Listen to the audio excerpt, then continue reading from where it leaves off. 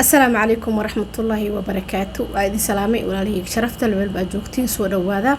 ومركا لي فيديو كالو عصب مركور أنكو صلينو نبينا صوبا عليه أفضل الصلاة والسلام. اللهم صل وسلم وبارك على سيدنا محمد صلى الله عليه وسلم. سوى دوادا أصحابتي شرفت له فل هدي أي عصب تهي سبسكرايب يسار فيديو هدوكو عجبين لايك نوسار إيرجين أي نوت هاي maanta waxaan noo wadaa qiso gabar iyo wiil isqabay ama nin inaagsi isqabay muddo 10 sano ah, 4 caruurna isku dhalay kadib 10 sano ka bacdi xaaskiisii ka noqotay xaraan. waqtigaas wixii ka dambeeyay waxay ka noqotay inuu la noolaado ama xaaskiisa si ahaato waxay ka noqotay xaraan ay ka noqotay sidoo kale iidan ninkeedu wuxuu ka noqday xaraan ay ka noqday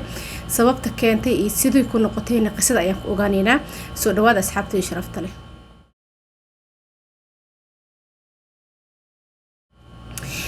qisada waxay ka dhacday wadamadan carabta wadan ka mid ah. waxaa jiray wiil iyo gabar ilmo habreed ah oo isqabay. waxay isqabeen muddo 10 sanadood ah. gabadha ayaa marka waxay ku riyo jirtay habeen kasto riyo, habeen walba riyo u imaanayso riyo hal riyo oo yani muayyan ah oo mar walba ku soo noqnoqoto. waxay u sheegtay habareerteed hooyadeed waa ay dhimatay. habareerteed ayay u sheegtay waxay tiri habarey ani waxaan arkaa riyadaas mar walba way igu soo noqnoqotaa. waxaan u maleynaa riyadan inay tahay risaalo min Allah, yani inuu ilaahay xaqiisa wax iiga yimid ay tahay laga yaabaa wax jiro oo markaas igu saabsan nolosheeda ku saabsan ayay qosaysaa riyadan. maxaan sameeyaa waxay tiri riyadan mar walba waa ku riyoodaa, mar walba igama harto waa ku riyoodaa. habareertii waxay dhahday waxaan aqaanaa islaan riyooyinka fasirto oo dariskayga ah, iyada ayaan la wadaagayaa riyadan iidan u sheegayaa insha Allah khayr ku dhamaanay. habareertii waxay u tagtay saaxiibteed oo dariska ay ahaayeen oo riyooyinka fasiraysay. way u tagtay waxay tiri riyadan maxay tahay bal ii fasir. waayay tiri ana akhbaarka ugu soo celinayo waa soo akhrinayaa ana akhbaarka soo siinayo. waayay tiri habareertii waa ay ka soo tagtay kadib habareertii waxay tiri hay maxaa ii haysa akhbaar riyadii maxay ku soo baxday. marka waxay dhahday riyadan wali fasiraad ayaa igu badan igu laaban, waxaan rabaa ninkeyga inaan la kaashado. dabcan ninkeeda asaga riyooyinka fasiro oo sheekh weyn ah, asagaana baray xaaskiisa sida riyooyinka loo fasiro. marka waxay dhahday riyadan xoogaa waxaan rabaa inaan la kaashado ninkeyga inaan la kaashadaan rabaa uu ila fasiro marka ana akhbaarka ugu soo celinayo. waayay tiri habareertii xoogaa waa walwashay waxay tiri riyadan ay fasiri weysay oo ninka sheekha weyn ah ee la kaashanayso tolo maxay tahay ilaahay waxay tiri khayr ka dhig. kadib waxay dhahday sheeqii ayay la kaashatay xaaskii. waxay tiri sheeqo qisadan saan waaye ama riyadan saan waaye. riyadii ayuu fasiray. riyadii markuu fasiray wuxuu u yeeray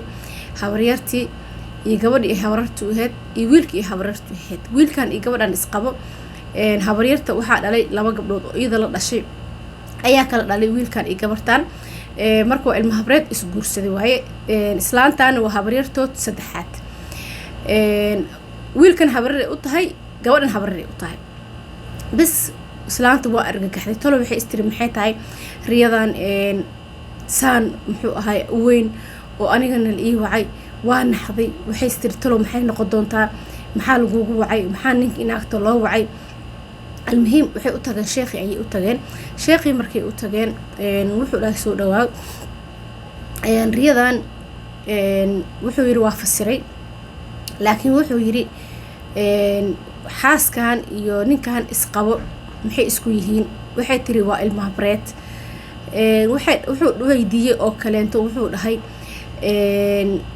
labadooda ma naas ma isla nuugeen labadooda oo muxuu ahay labadooda mid kamid ah hooyadiis ma kan kala naas soo siisay. markaas waxay tiri haa gabadha hooyadeed ayaa wiilka waxay soo siisay naas. marka waxay tiri gabadha hooyadeedna waa ay dhimatay, wiilka hooyadiisna sidoo kale way dhimatay. laakiin waxay tiri anaa joogay oo goobjoog ahay oo waxaan ogaay oo xataa la igala dardaarmay gabdhahan wiilasha habareerteed in ay weyse ka jibinin. marka waxay tiri aniga waa niyadeedu way ka baxday mar hore ayay ahayd sanado badan ayaa ka soo wareegtay qof dhalinyaro ayaan ahay waxay tiri waa iloobay laakiin riyadan markii ay soo noqnoqotay aa shaki igalay shakigan aniga ma hubin ilaa riyada laga fasiro waa sugaayay marka wuxuu dhahay maanta laga bilaabo xaaskan iyo ninkeeda waa walaalo maadaama gabadha hooyadeed wiilka naas soo siisay wuxuu u yahay walaalkeed waa walaalkeed iyadana waa walaashiis sidoo kale gabadhan gabdhaha la dhashay wuxuu u yahay waa walaalkood sidoo kale wiilasha waa walaalkood oo dhaxalkooda wax ka leeyahay hooyada xataa wax dhaxal ka dhimato marka wuxuu dhahay gabadhan ilmaha la dhashay iyo wiilkan wuxuu u yahay walaalkood oo biradaaca waaye oo naas isla nuugeen marka wuxuu dhahay maanta laga bilaabo waxay ka tahay waa walaashiis laakiin wuxuu yiri qisadan waa qaadaynaa waxaan ula tagaynaa maxkamadda ayaan tagaynaa maalin hebel isoo diyaariya qisadii haddana way israaceen hooye habaryartii iyo labadii ninka inaagta isqabay iyo sheeqi waxay isku raaceen maxkamadii sheeqi joogay oo kasii weynaa sheeqan ayaa arrintan la hordhigay arrintan maxaa yeele waxaa waaye arrin يعني laba qof mustaqbalkooda lagu kala saarayo wax lagu cadeynayo markii meeshan mustaqbal iyo ilmo iyo nin iyo naag isqaba iyo caruur ay joogto sahal ma ahan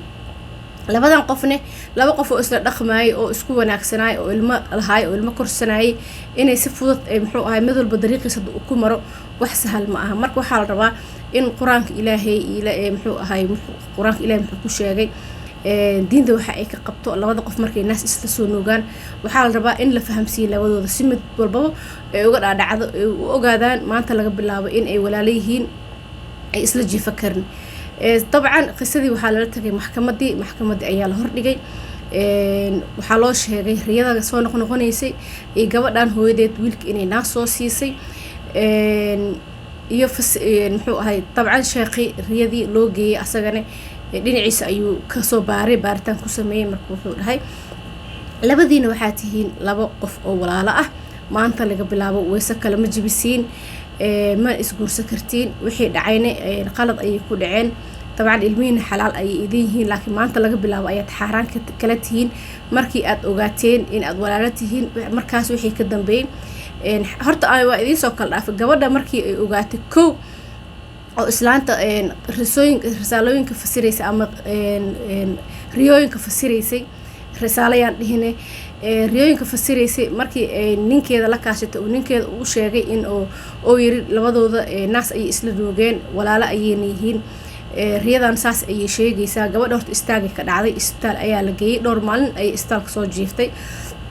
maxaa yeelay waxay la noqonaysay macquul ninkeeda ee jecleed oo ilmaha ay u dhashay caruurta aabahood ahaay guri isla deganaayeen reer dhaqanaayeen qoys qurux badan ahaayeen yacni si yacni fajaa ama si kedis ah ku noqday hal mar le walaalkeed aan weyse ka jibinin way ka naxday marka isbitaal la geeyay dhowr maalin soo jiiftay waa la soo noqay sidoo kale waxaa loogu talagalay maxkamadda loo geeyay in la qanciyo oo laga dhaadhiciyo maxkamadda ayaa la geeyay sheekhi ugu weynaay qisadoodii la hordhigay marka wuxuu dhahay waxaa tihiin walaalo maanta laga bilaabo weysada ma kala jibisiin ilmihiina xalaal ayay idin yihiin dabcan adinka waxaa ma aadan ogeynina khaladna ma lahayn sidii ayay wiilkii iyo gabartii waxay ku noqdeen walaalo maalintii wixii ka dambeeyay mid walbana dariiqiisa uu ku maray dabcan ilmahaas ayaa ka dhaxeeyo laakiin waa qiso xanuun badan reerkaagii oo kuu dhisnaay oo kuu qurux badnaay طبعا هذه مركه ogaan lahaayeen waa ka fiirsan lahaayeen ama ma isguursan lahayn badii ogaan lahaayeen laakiin way dhacday maxaa la sameeyaa sidii ay muxuu ahay ay ku noqdeen laba qof oo xaaraan kala ah oo yani is dhaqan karin qisadoodina waxaan jeclaystay inaan idin la wadaago maxaa yeelay dad saas ayaa jiro oo isla dhashtay oo naas isla soo noogay isma guursan karaan kulli anaga dadkan islaam ay waay wayna og yihiin inay wiilka iyo gabadha hadii mid kamid hooyadiis uu kala naas soo siiyo saas waxay ku noqonayaan walaalo teeda kaleento cunuga qofka kaleenta naaska siisay hooyadiis maan hooyada kale naaska siisay dhaxalkeeda wuxuu ka yeelanaa ilmaheedana ajnabi kama ahan iyadana ajnabi kama aha saas waxay ku noqonaysaa hooyadiis حتى هدي محوها ولكن uu dhalay hadii xataa naag saaxiibteed cunuga ay dhashay hadii naag dariskeeda ay dhashay saas wuxuu ku noqonayaa cunugaas ilmaheedu kamid noqonayaa weesana kama jibiyo gabdhaheedana weesa kama jibiyo mana aroosi karo dhaxalkeedana wuxuu ka yeelanaa sidoo kale diinta waxay qabtaa si dheedheel ah ina ilmaha islaameed ama cunug walaasha dhashay ama cunug walaalka dhalay ama cunug saaxiibta dhashay inaadan naas siinin sharciga ma ogolo ilaa sabab ma ahane hadii hooyadiis dhimatay hadii hooyadiis sakaraad tahay cunugan u bartay naas in la siiyo oo caana aqoonin sababa lagu sii karaa naaska